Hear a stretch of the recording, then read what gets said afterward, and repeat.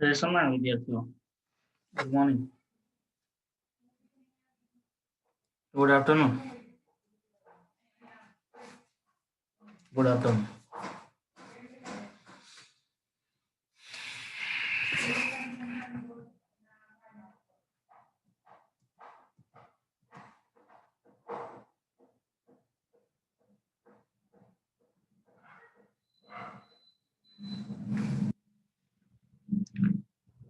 છેલ્લે આપણે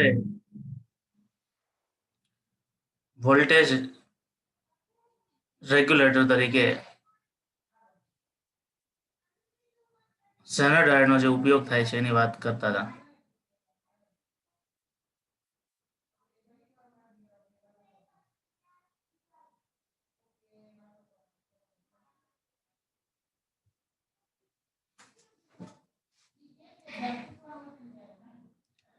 એટલે કે તમારે જેટલા વોલ્ટેજની જરૂર હોય એના કરતા અનિયંત્રિત વોલ્ટેજ આપણે થોડા વધુ રાખીએ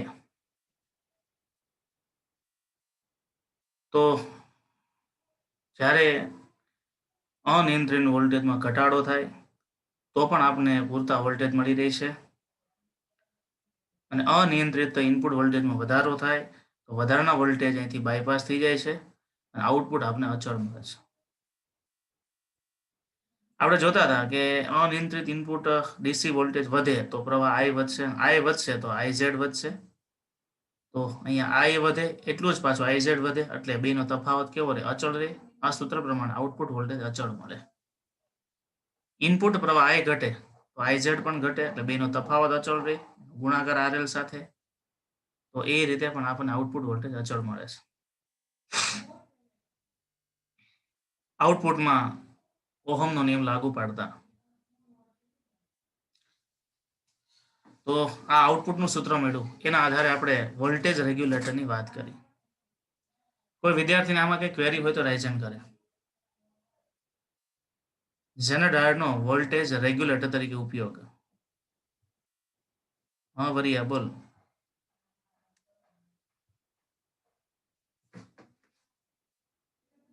કેયુર. Hello sir.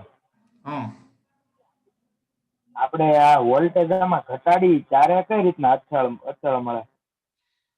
એમાં ત્યારે અચળ મળવાનું કારણ શું કે તમારે જો મેં તમને કાલે કીધું હતું કદાચ એ શબ્દ તમને આમ ધ્યાનમાં નહીં આવ્યું હોય એ ખાસ જોવાનું છે. વધારામાં તો વાંધો ન વધારામાં બધા સમજીએ કે વધારામાં તો શું થાય કે વધે ત્યારે બ્રેકડાઉન થઈ અહીંયા બાયપાસ થઈ જાય એટલે આઉટપુટ અચળ મળે. ઘટાડામાં તો ઘટે તો ખરા જ ને. મેં તમને કાલે શું કીધું હતું કે તમારે 5 વોલ્ટ આઉટપુટની જરૂર છે તો તમારે સર્કિટ એ રીતે સેટ કરવાનું રેક્ટિફાયર કે તમને અનિયંત્રિત ફિલ્ટર થયેલો આઉટપુટ આપને 6 વોલ્ટ મળે. તમારે જોઈએ છે 5 પણ 6 વોલ્ટ હોય. ઇનપુટ 220 હોય ત્યારે 6 વોલ્ટ હોય. હવે ઇનપુટ 220 માંથી 200 થાય મને 5.5 થયો તો તમારે જોઈએ છે એના કરતા તો વધારે જ છે. અને ઇનપુટ 180 ત્યારે છે કે અહીંયા 5 વોલ્ટ કરતા ડાઉન થાય એટલે એ કેટલો ખબર છે? 230 ની આજુબાજુમાં થોડોક ફેરફાર હોય એના માટે. પછી તમે 230 માંથી 100 ની નીચે જતો રહી તો અહીંયા આઉટપુટ ઘટે છે. એટલું બધું પછી ના ખેંચી શકે. એકાદો વોલ્ટનો ફેરફાર ખેંચી શકે. એટલે તમારે અહીંયા વોલ્ટેજ છે પહેલેથી 6 વોલ્ટ સેટ કરવા કે રેગ્યુલર વોલ્ટેજ આવતા હોય લાઇન વોલ્ટેજ જ્યારે જે નક્કી કર્યા છે એ રીતે 220-30 હોય ત્યારે અહીંયા ડીસી વોલ્ટેજ 6 મળવા જોઈએ તો અહીંયા તમને 5 કન્ટિન્યુઅસ મળ્યા રહે. બરાબર? એટલે એ રીતે પહેલેથી તમારે 1 વોલ્ટ વધારે રાખવાનો હોય. એ મુદ્દો તો તમારી બુકમાં પણ એ લોકો હાઇલાઇટ કર્યો છે. ચાલો એ સિવાય બીજું કઈ પૂછવું હોય ત્યારે હા વી ઇન જો ધ્યાન આપજો વી ઇન ગ્રેટર ધેન વીઓ એવી શરત છે કે વીઓ તમારે જે જોઈએ છે એના કરતા વી ઇન મોટું રાખવાનું તો એ નિયંત્રણ કરી શકે. ઘટાડામાં પણ નિયંત્રણ કરી શકે અને વધારામાં તો થવાનું જ છે. ચાલે એ રીતે હોય છે. ચલો એના ઉપરથી ઉદાહરણ નંબર 5 ની વાત કરીએ આપણે. કાટેલિયા બોલો. અનમ્યુટ કરું છું. Hello sir. हाँ हेलो. हाँ बोल. आला वच्चे वीबी आप्યું એ શું છે? ઈ કયા વોલ્ટેજ છે? એ VB. Breakdown voltage. એટલે તમારે શું હોય કે જ્યારે સર્કિટ ડિઝાઇન કરો ને ત્યારે બ્રેકડાઉન વોલ્ટેજ છે આઉટપુટ વોલ્ટેજ જેટલો રાખવાનો હોય, સમજાય? એનાથી વોલ્ટેજ વધે. આ વીબી અહીંયા નો આવે, અહીંયા આવે હા વોલ્ટેજ છે. નહીં એરો કરવાની જરૂર નથી. આ એટલે તમારે માનો કે આઉટપુટ 5 વોલ્ટ નું રેગ્યુલેટર સપ્લાય બનાવવું છે તો ડાયોડ એવો સિલેક્ટ કરવાનો જેનો બ્રેકડાઉન વોલ્ટેજ 5 વોલ્ટ. એટલે 5 થી વોલ્ટેજ વધે ત્યારે એનો બ્રેકડાઉન, 5 થી ઘટે તો કઈ જરૂર નથી. કારણ કે સર્કિટનું નુકસાન ક્યારે થાય? ઘટે ત્યારે નુકસાન નથી થતું. મોટાભાગની સર્કિટનું નુકસાન ક્યારે થાય? વધે ત્યારે. નિયંત્રણની ક્યારે જરૂર પડે? વોલ્ટેજના વધારામાં. એટલે બ્રેકડાઉન વોલ્ટેજ છે. આ અહીંયા એરો કર્યો છે ને, એરો નહીં, આની બાજુમાં જ લખવાનું હોય બ્રેકડાઉન વોલ્ટેજ. અને બ્રેકડાઉન વોલ્ટેજ છે એ વી આઉટ જેટલો જ હોય, એ બે સમાંતર છે. એ રીતે જ આઉટપુટ સેટ કરવાનો હોય, એ રીતે તમારે બ્રેકડાઉનનો ડાયોડ મૂકવાનો હોય. માર્કેટમાં અલગ અલગ બ્રેકડાઉન વાળા જેનો ડાયોડ આવે છે. અત્યારની મોટા ભાગના જે તમારા મોબાઈલના એડેપ્ટર છે ને એમાં બધા 3.3 આઉટપુટ આપતા જોજો. મોબાઈલના ચાર્જર છે ને એમાં આઉટપુટ લખ્યું છે જોજો એડેપ્ટરમાં કે ઇનપુટ 230 એસી અને આઉટપુટ 3.3 વોલ્ટ એટલા એમ્પિયર એવું લખ્યું છે. બરાબર. જૂની નોકિયાના ફોન આવતા ને ત્યારે બેટરીના એડેપ્ટર 5 વોલ્ટના આવતા, કારણ કે 5 વોલ્ટથી એ ચાર્જ થતું.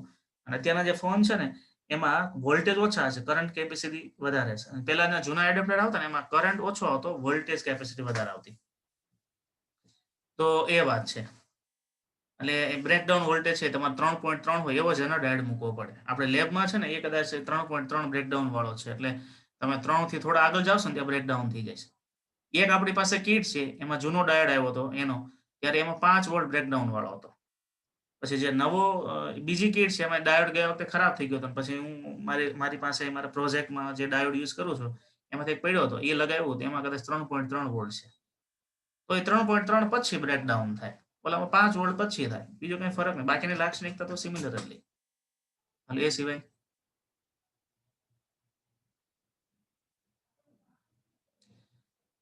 વિદ્યાર્થીઓ રિવિઝનમાં ખાસ ધ્યાન આપજો અને અત્યારે વાંચવાનું ચાલુ કરી દેજો. એક્સ્ટ્રા વાંચેલું છે તો તમને ક્યાં ક્યાં તકલીફ થાય છે એ ડાયરેક્ટ તમે રિવિઝનમાં પ્રશ્નોત્તરી કરી શકશો. બરાબર.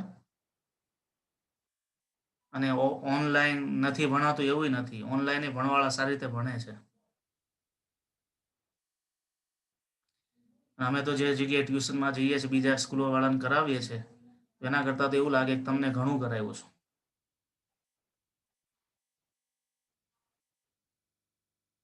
મોટાભાગની સ્કૂલોમાં નામ ખાતર ખાલી ઓનલાઈન ચાલુ કર્યું હોય 12માં, અને પછી અત્યારે કોઈ પ્રકારનું કોઈ રિસ્પોન્સિબિલિટી હોતી નથી.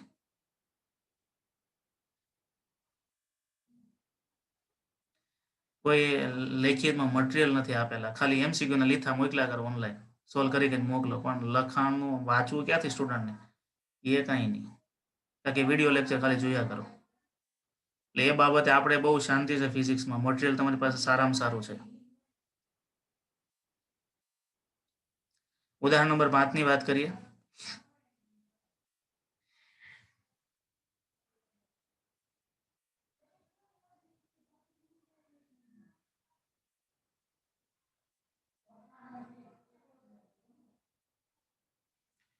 આ ઉદાહરણ છે ને એ વિદ્યાર્થીઓ ગઈ વખતે બોર્ડમાં પૂછાયેલું છે 3 માર્ક્સ માટે. ગઈ વખતની બોર્ડની એક્ઝામમાં આ ઉદાહરણ પૂછાયેલું છે. એક ઝેનર રેગ્યુલેટેડ પાવર સપ્લાય, એટલે લેબની અંદર હોય કે તમારા મોબાઈલના જે એડેપ્ટર હોય એ બધા રેગ્યુલેટેડ પાવર સપ્લાય જ હોય. VZ એટલે ઝેનર વોલ્ટેજ, એને બ્રેકડાઉન વોલ્ટેજ પણ કહેવાય.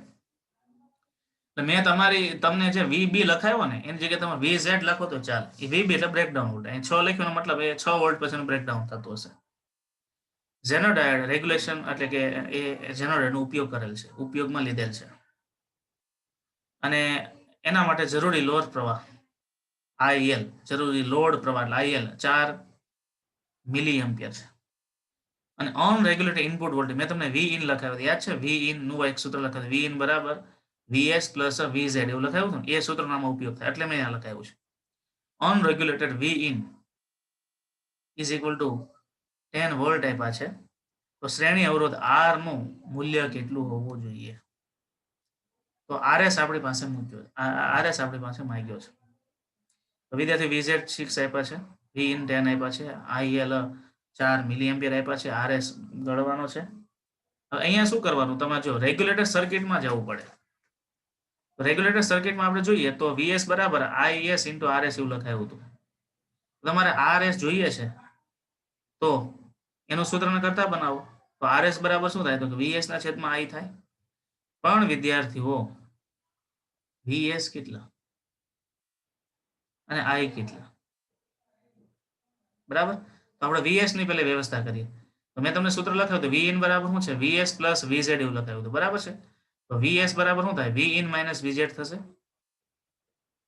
10 માંથી 6 બાદ કરો 4 મળે એટલે વીએસ છે 4 છે. તો આ સૂત્રમાં જે વીએસ ની જરૂર હતી એ થઈ ગયું. હવે બીજું આપણે એક સૂત્ર લખ્યું હતું, કુલ પ્રવાહ કેટલો, તો આઈ બરાબર આઈ ઝેડ પ્લસ આઈએલ, બરાબર? એમાં આપણે આઈએલ તો આપ્યો છે. પછી સારા નિયંત્રણ માટે આઈઝેડ ઇઝ ઇક્વલ ટુ 5 આઈએલ હોવું જોઈએ. આ મુદ્દો ક્યાંથી આવે, બરાબર ધ્યાન આપજો. હવે ઘણી વખત એવું થાય કે આઈઝેડ બી છે ને આઈએલ બી છે, પણ ઘણી વખત અહીંયા છે ને એ મોટો લોડ હોય. મોટો લોડ હોય ને તો મોટા ભાગનો કરંટને બાયપાસ થવું પડે. મોટા ભાગને કરંટને બાયપાસ થવા માટે એની કેપેસિટી આના કરતા 5 ગણી હોવી જોઈએ, એટલે ડાયોડ ડેમેજ ન થાય. એટલે લખ્યું છે કે I Z is equal to 5 IL. સમજાણી વાત? આવી એક શરત છે, એ ઝેનર ડાયોડના અને રેગ્યુલેશન પ્રોટેક્શન માટે છે કે કદાચ અહીંયા તમે બહુ મોટો અવરોધ મૂકી દીધો અને આઈએલ પ્રવાહ બહુ નાનો થઈ જાય તો આ આઈ પ્રવાહ તો બહુ મોટો છે અને આઈએલ બહુ નાનો છે, એટલે મોટા ભાગના પ્રવાહને બાયપાસ કરવો પડે, બરાબર? તમને ખબર હોય તો જે બાયપાસ હોય ને, બાયપાસનો દરવાજો મોટો જ હોય. બસની અંદર, સરકારી બસમાં ઓલું ઇમરજન્સી વિન્ડો આવે, જોઈ છે? ઇમરજન્સી વિન્ડો છે મોટી હોય. શું કામ? નાની રાખવાનો કોઈ મતલબ જ નથી રહેતો. તો નહીં રાખ્યા જેવું જ છે. એમાં ઇમરજન્સી વિન્ડો છે, એટલે આની કરંટ કેપેસિટી કરતા આની કેપેસિટી 5 ગણી હોય એ જ ફાયદાકારક. એટલે એ વસ્તુ છે ને એ તમારે ખાસ આ ઉદાહરણમાં યાદ રાખવાની છે, બરાબર? એ અહીંયા આપેલી છે, અહીંયા એ મુદ્દો અહીં ક્યાંક આપેલો છે. આમાં નથી, પણ આ લોકોએ એ મુદ્દો આપ્યો છે રેફરન્સ બુકમાં. સોરી, હા, રેફરન્સ બુકમાં જેનું સોલ્યુશન આપ્યું છે ને ત્યાં વાત આપી છે. અહીંયા ડાયરેક્ટ કરી નાખ્યું છે. એટલું હોય તેના કરતાં 5 ગણું થવું જોઈએ નહીં. એટલે થોડું વધારે વિદ્યાર્થી આ દાખલામાં કન્ફ્યુઝ થાય છે, પણ તમારે સ્ટેપ બાય સ્ટેપ પ્રમાણે ચાલુ જવાનું. તો અહીંયા બધી વાત થઈ ગઈ. વીએસ નું સૂત્રમાં આરએસ કર્યું, આરએસ માંથી તમે વીએસ આ રીતે મળી ગયો. અને આઈ માટે આઈઝેડ પ્લસ આઈએલ કરવું પડે. એમાં આઈઝેડ છે એ આઈએલ કરતાં 5 ગણું હોવું જોઈએ, એટલે 5 ગણું એના એટલે કર્યું કેટલું થશે, 6 આઈએલ થશે, 6 આઈએલ. આઈઝેડ બરાબર 6 આઈએલ. તો આરએસ બરાબર સૂત્ર શું થયું, વીએસ ના છેદમાં 6 આઈએલ, બરાબર? તો 4/6 into 4 into 10⁻³ 4 4 ના છેદ ઉડશે, બરાબર? એટલે 1/6 into 10⁻³ એટલે 0.66 into 10⁻+3, એટલે આરએસ બરાબર 167 ઓહમ. મોટા ભાગના શિક્ષકો આ દાખલો બસ ઓપ્શનમાં જ કઢાઈ નાખે છે, કારણ કે ખબર જ નથી પડતી. રેફરન્સમાંથી તમે જોવો તો ખબર પડે, કારણ કે અહીંથી હલવાઈ જાય. આઈ ઝેડ આપ્યું છે, આઈએલ નથી આપ્યું, અરે સોરી, આઈએલ આપ્યું છે, આઈ ઝેડ નથી આપ્યું. એના વગર તો કુલ પ્રવાહ મળે નહીં, અને બીજો કોઈ રસ્તો નથી જે સર્કિટમાંથી તમે ફાઇન્ડ આઉટ કરી શકો. વોલ્ટેજ ડિવાઇડર થઈને એનું મળે, કરંટ વિભાજન જો એમાં કરંટનું કઈ વિભાજન ન થાય. કરંટનું વિભાજન કરવું હોય તો તમને ઝેનર ડાયોડના અવરોધ આપવા પડે તો કરી શકો, એ આપ્યા નથી. તો આ જે મુદ્દો છે ને એ ખાસ અંડરલાઈન કરીને યાદ રાખજો કે સારા નિયંત્રણ માટે આઈ Z is equal to 5 IL. આ એક એમસીક્યુ નો પણ મુદ્દો છે, બરાબર? અને એ રીતે આરએસ છે 167 મળે છે. આન્સર પાછો મેચ થઈ જાય છે. આવી ગયો? એટલે વિદ્યાર્થીઓ અહીંયા એ લોકો 24 મિલિએમ્પિયર છે ને 6 ગણો કરી નાખ્યો છે ડાયરેક્ટ. અહીં 4 હતો અને 6 ગણો થવો છે, એટલે એ કરીને કરી નાખ્યો છે. 5 ગણો એ ને એનો પોતાનો 6 થઈ ગયો, એ ત્યાં 24 લઈ લીધું છે. એટલે આ દાખલામાં તમારે થોડું ધ્યાન રાખવાનું, બરાબર? આઈઝેડ ની કિંમત મૂકવા માટે. ચલો આનું સાદુરૂપ આપો, આમ કરો એટલે થઈ જાય 167 ઓહમ.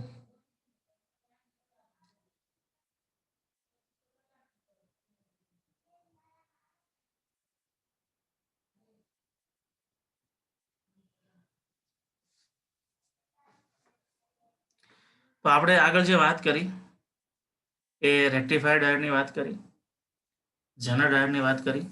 રેક્ટિફાયર ડાયોડ છે સાદો ડાયોડ છે જેનો આપણે રેક્ટિફિકેશનમાં ઉપયોગ કરીએ છીએ. ઝેનર ડાયોડ છે એનો વોલ્ટેજ રેગ્યુલેશનમાં ઉપયોગ કરીએ છીએ. જો યાદ રાખજો વિદ્યાર્થી પાસે રેક્ટિફાયર અને રેગ્યુલેશન. તમને એમ કે રેક્ટિફાયર ડાયોડ વિશે નોંધ લખો, તો એમાં તમારે ખાસ યાદ રાખવાનું તમારે સાદો ડાયોડ છે એનું નોંધ, એટલે કે અર્ધ તરંગ પૂર્ણ તરંગ ડાયોડ જે છે એની નોંધ આવે. રેક્ટિફાયર અને રેગ્યુલેશન એ બે શબ્દો થોડાક નજદીકના છે. અને રેગ્યુલેશન ડાયોડ આવે તો તમારે ઝેનર ડાયોડ મૂકો. ઝેનર ડાયોડની જગ્યાએ રેગ્યુલેટેડ ડાયોડની વાત પૂછી. રેગ્યુલેટેડ ડાયોડ વિશે નોંધ લખો. એટલે ઝેનર ડાયોડ જે લખ્યું છે ને તમે ટાઇટલ ઝેરોક્સમાં ત્યાં બાજુમાં લખી નાખજો રેગ્યુલેશન ડાયોડ અથવા regulator diode, voltage regulator diode એમ પણ કહેવાય છે. એ સિવાય આપણે ડાયોડના જે પ્રકાર જોયા હતા એમાં આમ તો સૌથી પહેલું તો રેક્ટિફાયર ડાયોડ આવે, પછી બીજા નંબર પર ઝેનર ડાયોડ આવે, ત્રીજા નંબર પર ફોટો, પછી લાઇટ, અને આમ તો ડાયોડના 4 પ્રકાર નથી 5 પ્રકાર છે. અને મેં તમને કીધું ઝેનર ડાયોડ અને રેક્ટિફાયર ડાયોડની વચ્ચે પણ એક ડાયોડ આવે છે અને આપણે એવલાન્સ ડાયોડ પણ કહી શકીએ. એ તમારા કોર્સમાં નથી, કંઈ જોવાની જરૂર નથી, બરાબર. આપણે 2 પ્રકારના ડાયોડ ભણ્યા, હજુ 3 પ્રકારના બાકી છે. હવે જે 3 પ્રકારના ડાયોડ બાકી છે એને ઓપ્ટો ઇલેક્ટ્રોનિક્સ કહેવાય, કે જેનો પ્રકાશ સેન્સર તરીકે ઉપયોગ થાય. આપણું ફોટો ઇલેક્ટ્રિક અસર ભણ્યા હતા ને એના જેવું થોડું કામ છે, બરાબર. ફોટો ઇલેક્ટ્રિક અસર શું છે કોણ કહેશે? ફોટો ઇલેક્ટ્રિક ઇફેક્ટ ની સમજૂતી કોણ આપે? રાયઝન કરે. ધાતુની સપાટી આપણે પ્રકાશ આપત કરી ત્યારે એમાંથી ઇલેક્ટ્રોન મિત શું કહે છે? મારે કુંડલાનો વિદ્યાર્થી છે પરમાર. Hello sir. હા, સેન્સિટિવ કોઈ પણ દ્રવ્ય હોય એની ઉપર જ્યારે પ્રકાશ આપાત થાય છે ત્યારે એના કારણે એમાંથી ઇલેક્ટ્રોન છે ઉત્સર્જિત થાય છે. જો એની ઓલે ઉર્જા છે એની વર્ક ફંક્શન ઉર્જા કરતા વધુ હોય તો આ જે ઇફેક્ટ છે એને ફોટો ઇલેક્ટ્રિક ઇફેક્ટ કહેવાય. ઓકે, બરાબર. આ કુંડલા ગુરુકુળનો વિદ્યાર્થી છે, મારી પાસે પણ તો 12મું ક્લાસ ઓનલાઈન યુટ્યુબમાં જોઈને તૈયાર કરે છે. ત્યાંના કોઈ ફેકલ્ટી છે મેથડ નથી સેટ થતી. તમે તો હારો મારી પાસે મહિનો ભણ્યા હતા રેગ્યુલર અને 11 ભણ્યા હતા તો હજુ ફાફા પડે છે. એટલે એવું નથી ઓનલાઈન નો થાય જ, કરવાળા કરે જ છે.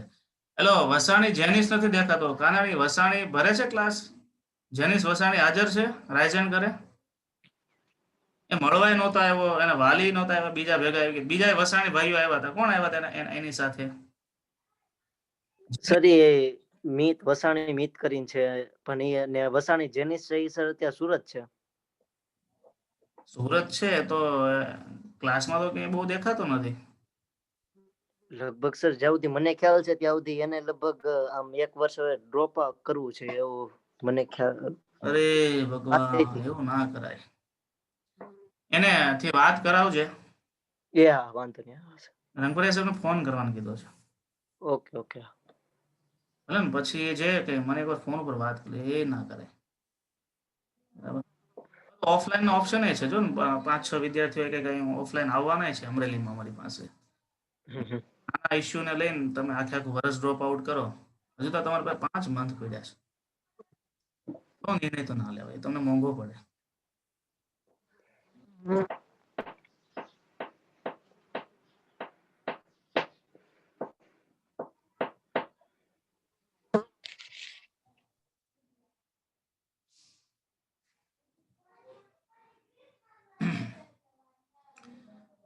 સારો વિદ્યાર્થી, આગળ જઈએ.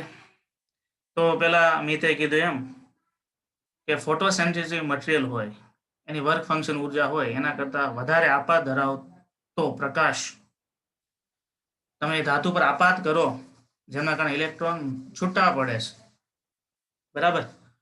તો આ જે ઇલેક્ટ્રોન છૂટા થવાની ઘટના છે, ઇલેક્ટ્રોન સપાટીમાંથી બહાર આવવાની ઘટના છે, એને ફોટો ઇલેક્ટ્રિક અસર કહીએ છીએ. હવે આપણે ફોટો ડાયોડ ભણવાના છીએ કે પછી આપણે સોલાર સેલ ભણવાના છીએ કે પછી આપણે ફોટો રેક્ટિફાયર ફોટો ટ્રાન્ઝિસ્ટર તો નહીં પણ ફોટો ડાયોડ ફોટો સેલ જે ભણવાના છીએ, એમાં ખાસ વાત એના ઉપર જ જાય છે. ત્યાં છે ને વર્ક ફંક્શન ઉર્જા હતી, પણ સેમિકન્ડક્ટર મટીરિયલ હોય ને તો ત્યાં વર્ક ફંક્શન ઉર્જા નો આવે, ત્યાં આવે બેન્ડ ગેપ ઉર્જા. લાઇટ એમિટિંગ ડાયોડ એમાં નો આવે, કારણ કે લાઇટ એમિટિંગ ડાયોડમાં આખો સિદ્ધાંત ઊંધો છે. ફોટો ડાયોડ અને સોલાર સેલ બેના સિદ્ધાંત છે ને એ સિમિલર છે, કે જે પ્રકાશ ઉર્જાનું વિદ્યુતમાં રૂપાંતર કરે છે. જ્યારે એલઈડી છે શું કરે છે? વિદ્યુત ઉર્જાનું પ્રકાશમાં રૂપાંતર કરે. તો ફોટો ઇલેક્ટ્રિક અસરમાં જે વર્ક ફંક્શન કરતા વધારે તમે ઉર્જા આપાત કરો તો એ ધાતુની સપાટી ઇલેક્ટ્રોન ઉત્સર્જિત કરે અને વિદ્યુત પ્રવાહનું વહન થાય. એ રીતે આપણે સેમિકન્ડક્ટર મટીરિયલ ભણ્યા હતા વિદ્યાર્થીઓ, ત્યાં જતા રહીએ.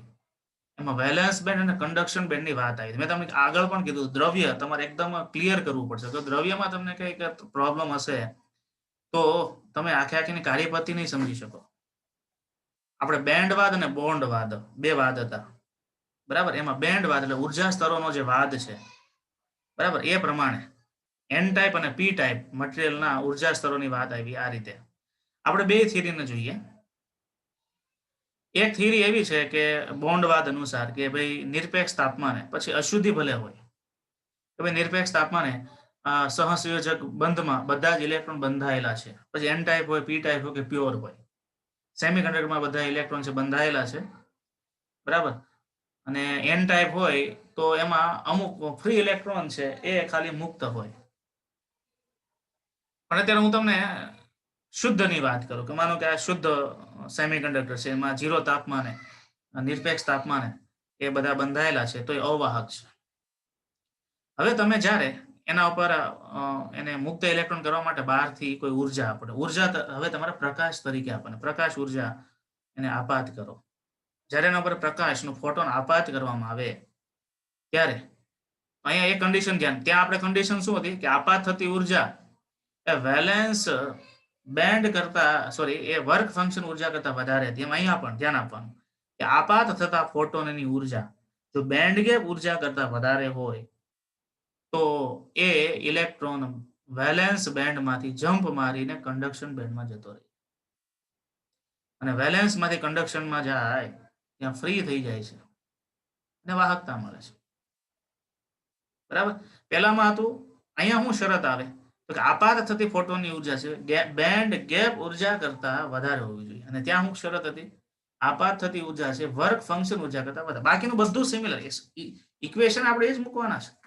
Eg બરાબર hf, ત્યાં આપણે કેમ આપણે કેવું મૂકતા, phi બરાબર hf, એટલે phi 0 બરાબર hf 0 ના છેદમાં EHF 0 મૂકતા, phi બરાબર EHF મૂકતા, અને f0 ને આપણે તરંગ લંબાઈમાં ફેરવીએ તો c/λ0 મૂકતા. એમ અહીંયા એ ઇક્વેશન આવશે. એટલે દાખલાઓ તો આપણે એ ચેપ્ટર દ્વૈત સ્વભાવમાં ગણ્યા છે. એ સૂત્ર પ્રમાણે હવે પછી આના MCQ પૂછે છે કે એની બેન્ડ ગેપ ઉર્જા એટલી હોય તો એના વડે ફોટો ડાયોડ કન્ડક્ટ થાય કે ન થાય. તમારે જોવાનું કે બેન્ડ ગેપ ઉર્જા કરતા વધારે થતી હોય ને આપાત ઉર્જા, તો જ એમાં ડાયોડમાં એનું વહન થાય, નહીં તો ન થાય. કારણ કે તો જ ઇલેક્ટ્રોન છે વેલેન્સ બેન્ડમાંથી કન્ડક્શન. અથવા તો આ બોન્ડવાદ થયો કે ઉર્જા સ્તરોને આધારે મેં તમને સમજાવ્યું, એનર્જી બેન્ડ ડાય, આ બેન્ડવાદ થયો. બોન્ડવાદ અનુસાર જોવા જઈએ તો કે આપાત થતી ઉર્જા એ સહસંયોજક બંધને તોડવા માટે જે ઉર્જા છે, જરૂરી ઉર્જા એના કરતા વધારે હોવી જોઈએ, એટલે બેન્ડ ગેપ ઉર્જા થઈ ગઈ. એટલે બોન્ડવાદથી તમારે સમજવું હોય તો કે જ્યારે આપાત ફોટોનની ઉર્જા એ સહસંયોજક બંધની ઉર્જા કરતા વધારે હોય ત્યારે બંધ તૂટે છે. બંધ તૂટવાને કારણે મુક્ત ઇલેક્ટ્રોન મળે છે, અને મુક્ત ઇલેક્ટ્રોનને કારણે વાહકતા વધે છે. ખ્યાલ આવ્યો? પછી એન ટાઈપ હોય તો ભલે પી ટાઈપ હોય તો પ્રકાશની અસર તો બધામાં થાય છે, કારણ કે પ્રકાશની જે એનર્જી છે ને આપણે ફોટોન એનર્જી બંડલ, ઉર્જા બંડલ તરીકે આપણે ધારી લીધા, એની અસર તો બધામાં થાય જ છે. તો એ સિદ્ધાંતને તમારે અહીંયા સાથે લિંક લેવાની છે, તો યાદ રાખવું તમને બહુ સહેલું પડશે. પછીની વાત આવે છે એ આવે છે ફોટો ડાયોડની, બરાબર. એ પણ ડાયોડ છે એટલે પીએન જંકશન તો હશે જ, પણ એમાં કઈ ટાઈપની રચના છે જે પ્રકાશ ઉપર સેન્સિટિવ છે એ જોઈએ. તો એમાં સેમિકન્ડક્ટર છે મેં કીધું એ પ્રમાણે. ચલો, તો હવે આગળની ડિવાઇસ છે એ ફોટો ડાયોડ તરીકે છે. ઝેનોડાયોડની વાત થઈ ગઈ, હવે નંબર 2 માં ફોટો ડાયોડ. પહેલા એની રચના આવશે. આના ઉપર તો તમને વિડીયો પણ સારા મળશે, યુટ્યુબમાં જોજો, ખાલી photo diode construction of a photo diode એમ મૂકશો ને તો આખું એની બનાવટ કેવી રીતે થાય છે, એનું વર્કિંગ કેવી રીતે છે, બધું બતાવશે. તો આગળનો પ્રશ્ન છે, યોગ્ય આકૃતિ દોરી ફોટો ડાયોડની સમજૂતી આપો. અમુક મુદ્દાઓ કોમન છે ફોટો ડાયોડ માટે, બરાબર. કે પહેલો મુદ્દો એ આવે કે આમાં એક પીએન જંકશન કોમન હોય. પીએન જંકશન તો હોય જ. પીએન જંકશન બનાવ્યા પછી એના ઉપર લેન્સ જેવી રચના બનાવી હોય જે ફોટો ટ્રાન્સપરન્ટ હોય, એટલે બિલોરી કાચ જેવી રચના હોય. એટલે આમ તમે જુઓ ને તો તમારી ઘરે ટીવી નું રિમોટ હોય, એ રિમોટની આગળ એક એલઈડી હોય, એ અને એક સામે રિમોટની સામે એની સર્કિટમાં પણ એક ડાયોડ, એક નાનો બ્લેક કલરનું એક સેન્સર મૂક્યું હોય. એને નોર્મલી આપણે સેન્સર તરીકે ઓળખે, પણ એ ફોટો ડાયોડ હોય છે. સાદો ડાયોડ અને ફોટો ડાયોડ બે હરખા જ લાગે. ફરક એટલો, ફોટો ડાયોડ હોય એની આઉટર સરફેસ એ બ્લેક કલરની રાખે, એટલા માટે કે બીજો જે પ્રકાશ છે ને એને ઇફેક્ટ ન કરે. મોટાભાગે ફોટો ડાયોડમાં IR LED, IR infrared diode જ હોય છે, જે સેન્સરની પેર તરીકે વપરાય છે. આ વાત એને તમને સમજાવું. બીજી વાત, ફોટો ડાયોડ હંમેશા રિવર્સ બાયસમાં જ જોડવાનો હોય. આ મુદ્દો ખાસ ધ્યાન રાખજો. જો તમે આ રીતે બધું બતાવ્યું ને અહીંયા તમે ખાલી માઇનસ સાથે માઇનસ મૂકી દીધું, પ્લસ સાથે પ્લસ મૂકી દીધું, આ દાખલા, આ આકૃતિ ચોકડી લાગી ગઈ. એક તમારે પીએન જંકશન બતાવવાનું છે, એનું ડેપ્લેશન બતાવવાનું છે, ડેપ્લેશન ઉપર વિન્ડો બતાવવાની છે, વિન્ડો ઉપર ફોટોન આપાત થાય છે એવું બતાવવાનું. કારણ કે પ્રકાશ આવશે ત્યારે કરંટ મળશે. પ્રકાશ ઉર્જાનો વિદ્યુત ઉર્જામાં રૂપાંતર થયું એમ પણ કહેવાય. એટલે એનો પ્રકાશ ફોટો સેન્સર તરીકેનો ઉપયોગ થવાનો છે. પણ અહીંયા ધ્યાન રાખવાનું, ફોટો ડાયોડ હંમેશા રિવર્સ બાયસમાં જ ઓપરેટ થાય. રિવર્સ બાયસ જ આપવા પડે. અને સામાન્ય ડાયોડની જેમ રિવર્સ બાયસમાં ઓપરેટ થતો હોય તો રિવર્સ સેચ્યુરેશન પ્રવાહ માઇક્રોકરંટનો જ હોય. પણ વિદ્યાર્થીઓ, વાત એવી છે, રિવર્સ સેચ્યુરેશન પ્રવાહ છે ને એના ઉપર પ્રકાશની અસર વધારે થાય છે. તમે વોલ્ટેજ વધારો ને તો બહુ પ્રવાહ ન વધે, પણ એના વિન્ડો ઉપર તમે ફોટોન આપાત કરો ને એટલે પ્રવાહમાં બહુ ઝાઝો વધારો થાય. શું કામ વધારો થાય છે? તો કે ડેપ્લેશન સ્તરમાં જે ઇલેક્ટ્રોન હોલ ના જોડકા થયેલા છે, જ્યાં ઇલેક્ટ્રોન ખાલી હતા ત્યાં હોલ ભરાઈ ગયા, સોરી, જ્યાં હોલની જગ્યા પડી હતી, પી ટાઈપમાં હોલની સંખ્યા વધારે હતી, ત્યાં આ એન ટાઈપમાંથી ઇલેક્ટ્રોન છે મૂવ થઈને હોલ સાથે કમ્બાઇન્ડ થઈ ગયા. એટલે ત્યાં પી ટાઈપમાં મેજોરિટી ખાલી થઈ ગઈ, એનમાં એન ટાઈપની મેજોરિટી ખાલી થઈ ગઈ, ઇલેક્ટ્રોન હોલ છે એના જોડકા થઈ ગયા. એનો મતલબ બધા સંયોજક બંધાઈ ગયા. આ અશુદ્ધિના જેટલા મુક્ત ઇલેક્ટ્રોન હતા એ બધા મુક્ત ઇલેક્ટ્રોન આ પી ટાઈપની અશુદ્ધિના જે હોલ હતા ત્યાં આવી ગયા. એટલે આમાં એકેય કોઈ મુક્ત ઇલેક્ટ્રોન કે હોલ વધતો નથી. બહારથી તમે ફોટોન આપાત કરો અને રિવર્સ વોલ્ટેજ આપ્યા, રિવર્સ વોલ્ટેજને કારણે રિવર્સ કરંટ બહુ થોડો પસાર થશે. પણ હવે પછી તમે ફોટોન આપાત કરો તો ફોટોનની ઉર્જાને કારણે, અને એ ફોટોનની ઉર્જા આ પીએન મટીરિયલની બેન્ડ ગેપ ઉર્જા કરતા વધારે હોય તો એના બંધ તૂટે. બંધ તૂટે એટલે અહીંયા ડેપ્લેશન સ્તરની અંદર ઘણા બધા મુક્ત ઇલેક્ટ્રોન હોલ ઉત્પન્ન થાય. કોના કારણે? ફોટોનને કારણે. અને ઉત્પન્ન થયેલા ઇલેક્ટ્રોન કઈ બાજુ ખેંચાય? આ પ્લસ બાજુ ખેંચાય ને, કારણ કે પ્લસ તો લાગુ પાડેલો છે. ઉત્પન્ન થયેલા હોલ છે કઈ બાજુ ખેંચાય? માઇનસ બાજુ ખેંચાય. આમ ઇલેક્ટ્રોન આ રીતે ગતિ કરે, રૈવાજિક પ્રવાહ રિવર્સ બાયસમાં આ રીતે ગતિ કરશે. એટલે કે પ્રકાશના કિરણોને કારણે, પ્રકાશના ફોટોનને કારણે રિવર્સ રૈવાજિક પ્રવાહમાં વધારો થાય. આવી રીતે ફોટો ડાયોડમાં એ ફોટો ડાયોડ એ પ્રકાશ સેન્સર નું કામ કરે છે. જો એની બનાવટ, પેલા આકૃતિ આવશે પછી બનાવટમાં જવાનું. તો ફોટો ડાયોડ એ પીએન જંકશન માંથી તૈયાર થાય છે. પીએન જંકશન ના વિસ્તારમાં પારદર્શક બારી રાખવામાં આવે છે. સાદા ડાયોડમાં આવું ન હોય. ફોટો ડાયોડમાં આ રીતે વિન્ડો હોય જ. તેના મારફતે પ્રકાશ જંકશન સુધી પહોંચે. જો બારી રાખો તો જંકશન સુધી પહોંચે, નહીં તો જંકશન સુધી પહોંચે જ નહીં. પહેલા તો પ્રકાશ વિખેરાઈ જાય. આકૃતિમાં દર્શાવ્યા મુજબ ફોટો ડાયોડને હંમેશા રિવર્સ બાયસ લાગુ પાડવામાં આવે છે. એ વસ્તુ ખાસ, રિવર્સ બાયસ જ લાગુ પાડવામાં આવે છે. કાર્યપદ્ધતિ, જ્યારે આપાત ફોટોની ઉર્જા HF, ધ્યાન આપજો, બેન્ડ ગેપ EG કરતા વધુ હોય ત્યારે મુક્ત થતા ફોટોનને કારણે જંકશનમાં ઇલેક્ટ્રોન હોલના જોડકામાંથી ઇલેક્ટ્રોન મુક્ત થાય. ઇલેક્ટ્રોન હોલનું જોડકું એટલે જે ઇલેક્ટ્રોન છે હોલમાં બંધાયેલો હતો એમાંથી ઇલેક્ટ્રોન મુક્ત થાય. મુક્ત ઇલેક્ટ્રોન જંકશન વિદ્યુત ક્ષેત્રને કારણે n બાજુ ગતિ કરે છે. જુઓ આ ઇલેક્ટ્રોન જે મુક્ત થયો એ જંકશન વિદ્યુત ક્ષેત્રને કારણે અથવા બાહ્ય વિદ્યુત ક્ષેત્રને કારણે, કારણ કે n બાજુ પ્લસ હોય અને p બાજુ માઇનસ હોય જંકશનનું, મુક્ત થયેલ ઇલેક્ટ્રોન આ બાજુ આમ ગતિ કરીને આ બાજુ આવે, પણ જેવો આ બાજુ આવે બેટરીનો પ્લસ ખેંચી લે. બેટરીનો પ્લસ છે ને એ મુક્ત ઇલેક્ટ્રોન ખેંચી શકે છે, પણ જે જંકશનની અંદર ઇલેક્ટ્રોન હતા ને બંને એને ખેંચી શકતો નથી. એટલે છૂટા પાડવા માટે પ્રકાશની જરૂર પડી, એક્સ્ટ્રા એને ઉર્જા આપવી પડી. મુક્ત ઇલેક્ટ્રોન જંકશન વિદ્યુત ક્ષેત્રને કારણે n બાજુ ગતિ કરે છે. રિવર્સ બાયસને કારણે પરિપથમાં રિવર્સ પ્રવાહ મળે છે. રિવર્સ પ્રવાહ માઇક્રોક્રમનો હોય છે. આ એ છે ગમે એવો ફોટોડાયોડ હોય એનો રિવર્સ કરંટ એ માઇક્રોક્રમનો જ હોય, એ ક્યારે મિલીનો ન થાય. કારણ કે જે જંકશન છે તો રિવર્સ બાયસ જ છે, એટલે એનો અવરોધ છે તો મેગા ઓહ્મ્સનો જ હોય. ઘટે ઇલેક્ટ્રોન છૂટા પણ પડે, ડેપ્લેશન નાનું ન બને. ડેપ્લેશન નાનું ન બને એટલે શું થાય? ઇલેક્ટ્રોન છૂટા પડે એના કારણે કરંટ મળે, પણ એ માઇક્રોક્રમનો જ મળે. છતાંય એઝ એ સેન્સર તરીકે તેનો સારો ઉપયોગ છે. તો એની લાક્ષણિકતા આ રીતે છે વિદ્યાર્થીઓ, ધ્યાન આપજો. પ્રવાહ વિરુદ્ધ વોલ્ટેજનો આલેખ લો અને આ જુદી જુદી તીવ્રતા છે, I1 I2 I3. બરાબર. આપાત થતો પ્રકાશ એ બેન્ડ ગેપ કરતા વધારે હોય અને તીવ્રતા વધારવામાં આવે તો જેમ તમે તીવ્રતા વધારો છો એમ પ્રવાહમાં વધારો થાય. જેમ તમે તીવ્રતા વધારો છો એમ પ્રવાહમાં વધારો થાય. જેમ તમે તીવ્રતા વધારો છો એમ પ્રવાહમાં વધારો. પણ અમુક લિમિટ પછી પ્રવાહ વધતો નથી. શું કામ? કારણ કે જેટલા ઇલેક્ટ્રોન મુક્ત થવાના હતા એ થઈ ગયા ફોટોનને કારણે. પછી તમે ગમે તેટલા બહારથી ફોટોન આપાત કરો પણ અંદર મુક્ત ઇલેક્ટ્રોન થવા માટેની જગ્યા જ નથી. બરાબર. વધારાના ઇલેક્ટ્રોન જોડાયેલા જેટલા હતા જોડકા એ તો છૂટા પડી ગયા, વધારાના છે જ નહીં. એટલે પછી વધારાનો પ્રવાહ ન વધે. શરૂઆતમાં તેમ પ્રકાશની તીવ્રતા વધારો એમ પ્રવાહ વધશે, કરંટ વધશે, પણ પછી અમુક લિમિટ પછી ફિક્સ થઈ જાય. વધારે તીવ્રતા આપો તો કરંટ વધુ મળે, પણ અમુક પછી એ પણ ફિક્સ થઈ જાય. એનાથી વધારે તીવ્રતા આપો એટલે તીવ્રતા સૌથી ઓછી. આ તીવ્રતાનો સંબંધ છે અને આ છે વિદ્યુત પ્રવાહનો સંબંધ છે માઇક્રોમાં. વોલ્ટેજ આ રિવર્સ બાયસ ના ફોરવર્ડ બાયસ તો મિલી પર.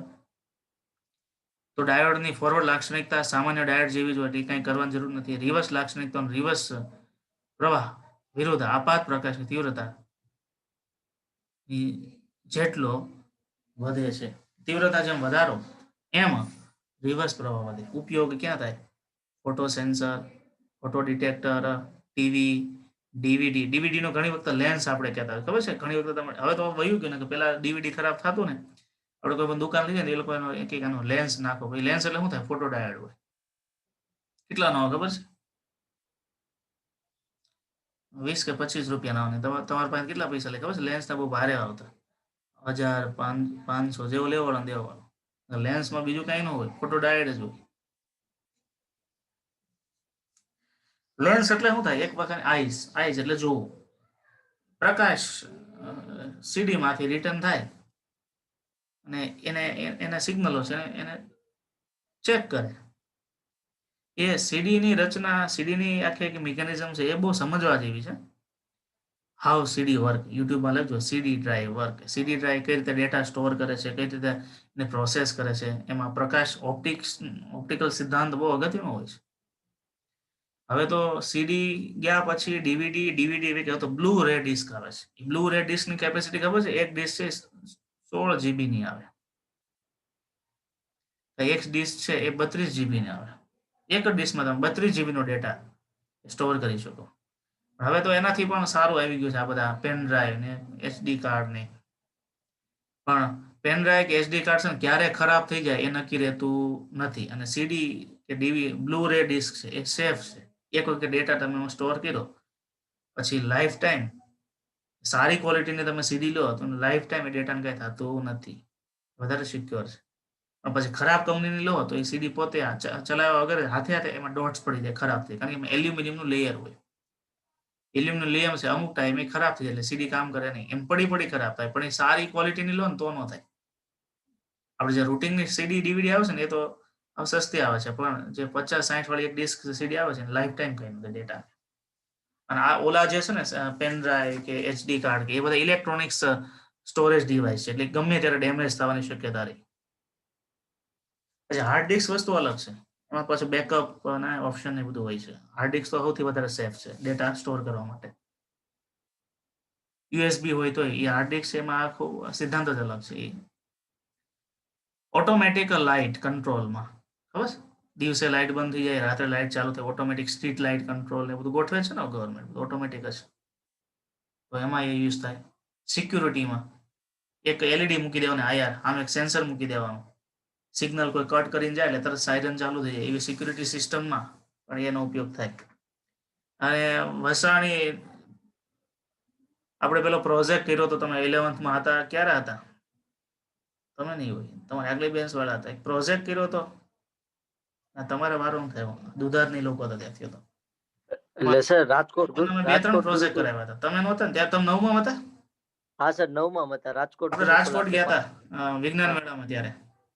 હા વિજ્ઞાન મેળામાં રાજકોટ ગયા હતા ને ત્યારે અમુક આપણે પ્રોજેક્ટ મૂક્યા હતા. હા સર એ 9માં હતા. ઓપ્ટિકલ સેન્સર ઉપર જ થાય. એમાં ઓલા ઠુમરે પેલું બનાવ્યું હતું રેલવે ક્રોસિંગ, હીરપરા સાગર, સોરી ઠુમર ની, હીરપરા સાગરે રેલવે ક્રોસિંગ બનાવ્યું હતું. એ બધા અમુક જે ઓપ્ટિકલ ના બેઝ ઉપર જ હતા. એમાં ફોટો ડાયોડનો જ મોટા ભાગે ઉપયોગ કર્યો હતો આપણે. આમાં ફોટો ડાયોડ ને રિવર્સમાં જ ઉપયોગમાં લેવાય છે, કારણ કે રિવર્સ પ્રવાહ માઇક્રોક્રમનો છે. ફોટો ડાયોડમાં ફોરવર્ડ પ્રવાહ મિલીક્રમનો છે. પ્રકાશ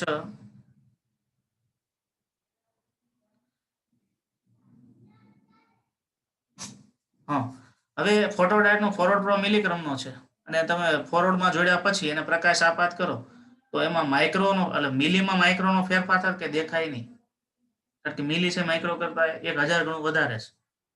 એટલે મિલીમાં કદાચ માઇક્રોક્રમનો વધારો થાય તો કઈ ફરક પડે નહીં. વધારો તો થાય જ. ફોરવર્ડ બાયસનો ફોટો ડાયોડ રાખ્યા પછી તમે પ્રકાશ આપાત કરો તો કરંટમાં તો વધારો જ થાય, પણ એટલો બધો નહીં. આ રિવર્સ કરંટ છે એમાં છે. આથી ફોરવર્ડ પ્રવાહમાં ફેરફાર દેખાતો નથી. પ્રકાશ અહીંયા કંઈક લખવામાં ભૂલ થઈ, મિલીક્રમનો છે. પ્રકાશ ને કારણે મળતો પ્રવાહ,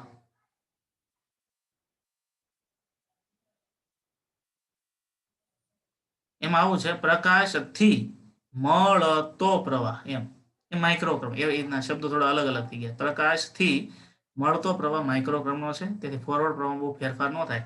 આમ ફોટો ડાયોડને રિવર્સમાં જ ઉપયોગમાં લેવાય છે, કારણ કે રિવર્સ પ્રવાહ માઇક્રોનો ફેરફાર મોટો દેખાય. એ રીતે છે વિદ્યાર્થીઓ. ચલો, આને લગતો કઈ તમે ક્વેશ્ચન પૂછવો હોય તો પૂછી શકે છે.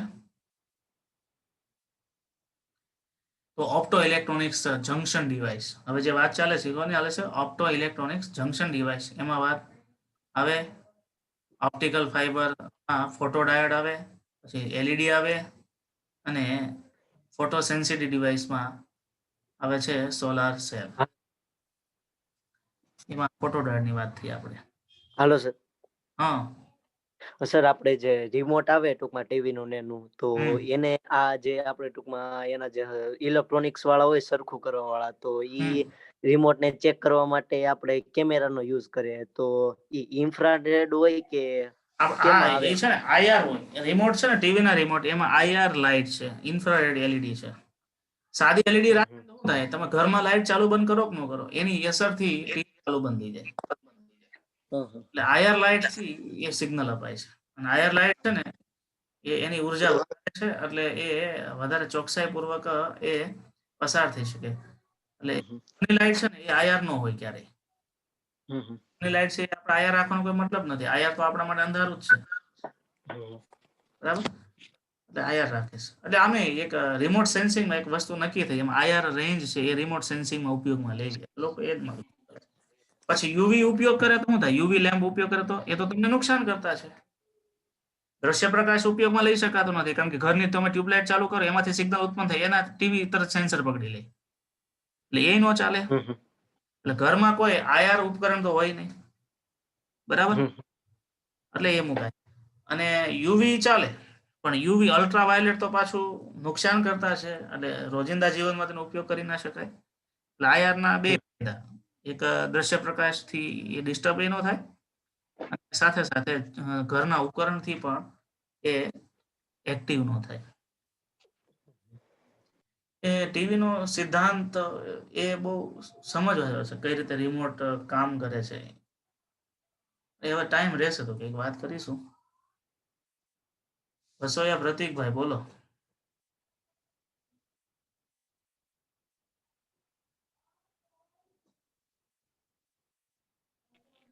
હાલો સર, હા બોલ.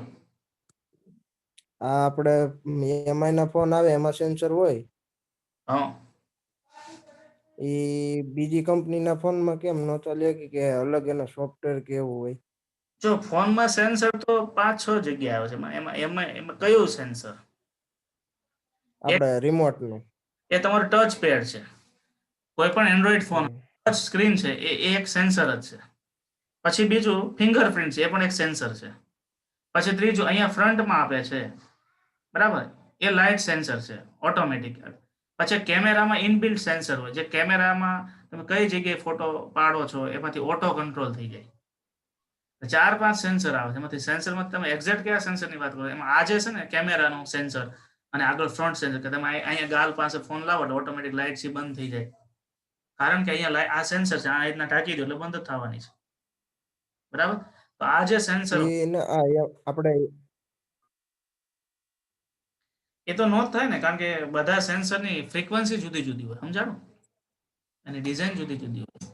એમઆઈ માં રિમોટ ના આવતા હોય ઈ.